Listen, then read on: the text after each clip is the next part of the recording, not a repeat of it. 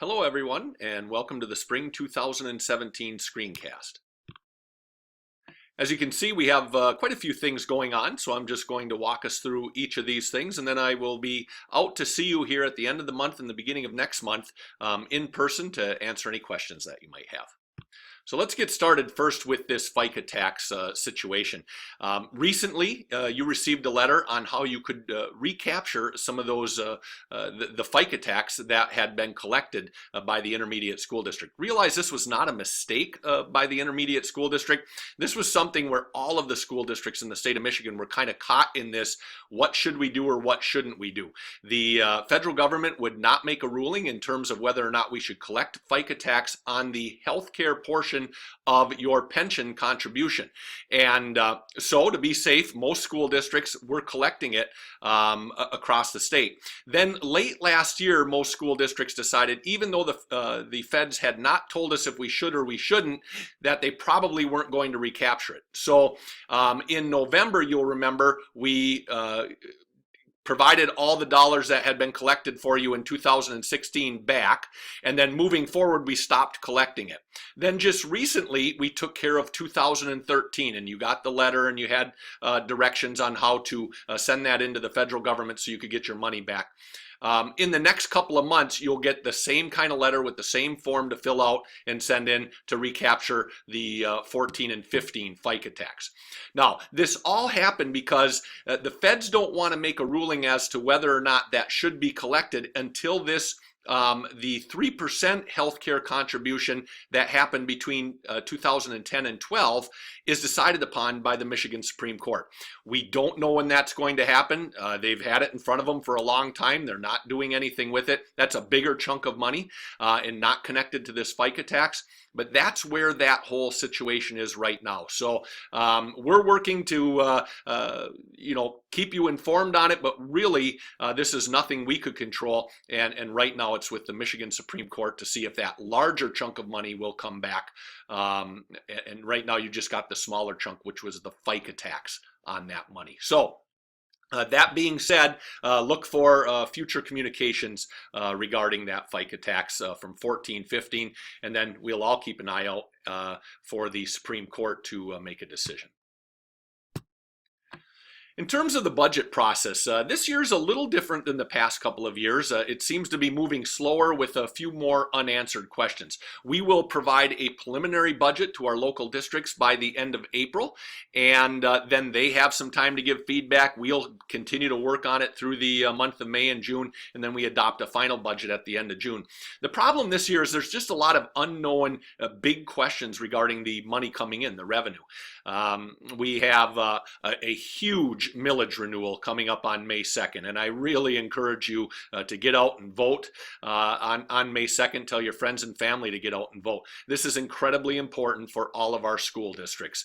It is a simple renewal. There is no new tax involved in this, but the reality is, though the dollars raised by this millage cover mandated special education costs. And so those costs will be there regardless of whether or not this millage passes.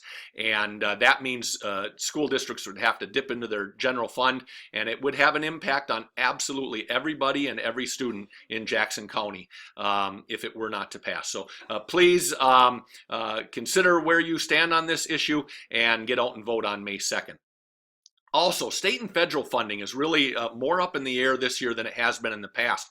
While it is a single party kind of controlling things in the legislature at the state level right now, there's different philosophies amongst those people, and they seem to be in a place where they're struggling over some big ticket items that'll affect the entire state.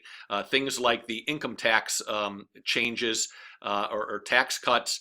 Are really, and the conversation at the federal level over health care.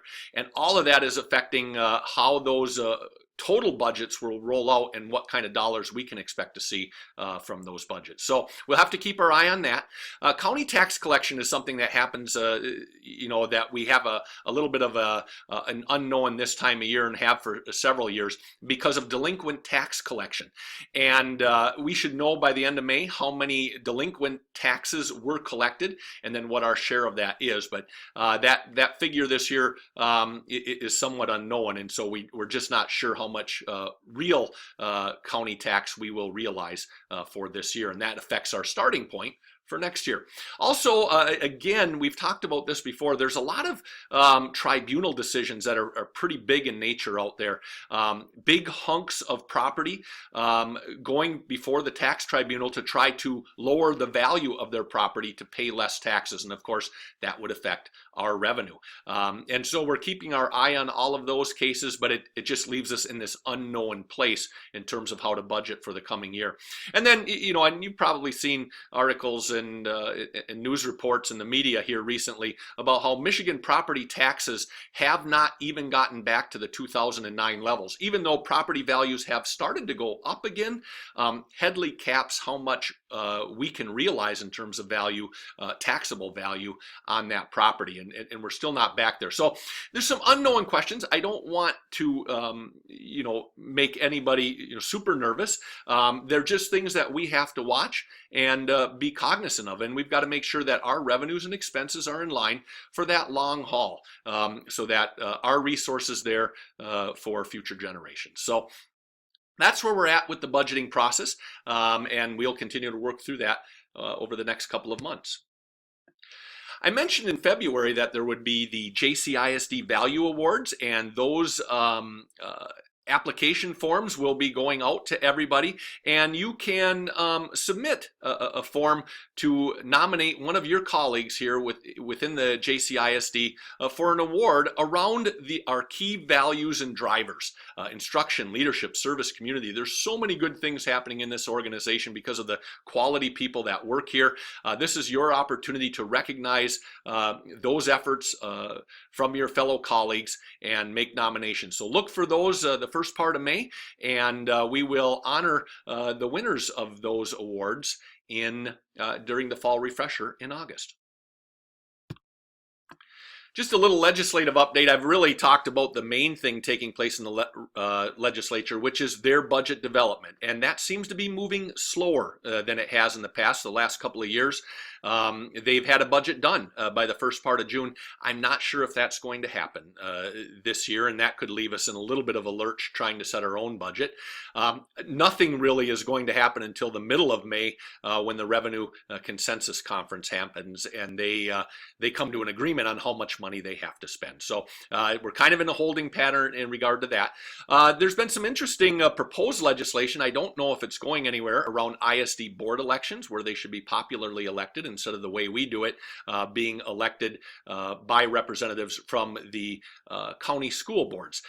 We have seen, we have an incredibly supportive board that is tied to and very conscious of what our constituents need. It works for us, but there could be a change, and that would change the dynamic. So we'll just keep an eye on that piece of legislation. I don't know where it's going. School calendar is set for the next 3 years. We've had a very cooperative relationship with all of our employee groups across the county, and I think we have a really solid common calendar now for the entire county. However, there is potential legislation that could make us change that. That talks about no Mondays or Fridays in session, whether it be students or teachers, anytime in the month of August. So that would kind of goof up the calendar we have in place. I don't know if that legislation is going to move. Hopefully it doesn't, because we have a really solid calendar in place. But we'll keep an eye on that and let you know if there's any changes coming. And then last but not least, something that's near and dear to all of us, that conversation about pension reform and the Michigan Public School Retirement MIPSers being reformed yet again is a strong conversation, and I would anticipate they will be taking that up in the couple of months, and there will be changes. And the main changes they're looking at are for incoming employees not having any option to have a defined benefit, and it would be all defined contribution. And then they are talking about future retirees and how healthcare might be provided. So those are just things we have to watch. I don't know where it's going, but my guess is that conversation will heat up again. So we'll keep an eye on those kinds of legislative things and keep you as updated as we can. Last but not least, just the fall refresher agenda. We are going to have our fall refresher on Tuesday, August 22nd at Jackson High School again. We'll have a breakfast in the morning, and then we will get to our program. And we're really trying to line up a dynamic, inspirational speaker, and I think we're close to doing that. That'll come in and talk, and then we will give our value awards and our longevity awards, our wellness awards. And this year, I really want to have a conversation countywide that's focused on career. And the Governor's Talent Investment Board has been very involved with us. They know we have a career center that does really good things for kids, and that's why they've kind of picked us to work with.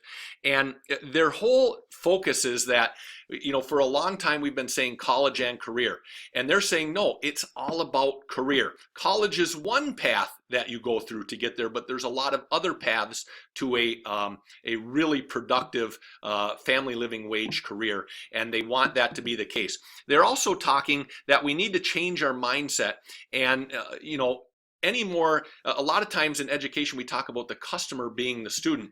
They're saying the customer is the employer.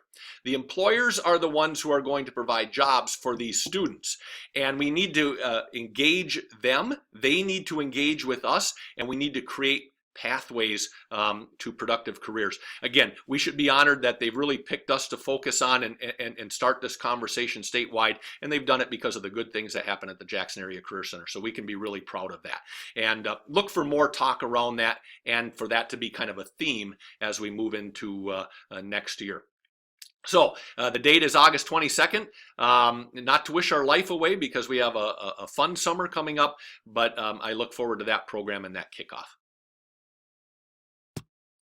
So this is kind of something to spark some conversation when I'm out to the various buildings. On Thursday the 27th, I will be at the KEC building at 1 and 4, and at the Career Center at 2:15. And then on Tuesday, May 2nd, I will be at the Torrent campus at 8:15 in the morning, and then the bus garage at 9:30. So I look forward to seeing you at that time. If you want to submit anonymous questions, the link is in the soup du jour over the next couple of weeks, and please do so. Thanks everybody for all that you do. I'll talk to you soon.